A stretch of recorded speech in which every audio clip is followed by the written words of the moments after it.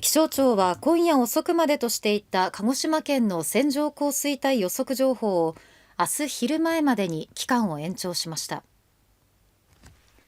鹿児島県周辺は台風8号から変わった熱帯低気圧や日本の東の高気圧の縁を回る湿った空気が流れ込み、激しい雨が降りやすい状況になっています。気象庁は昨日から奄美地方を除く鹿児島県に線状降水帯が発生する恐れがあるとして警戒を呼びかけていましたが、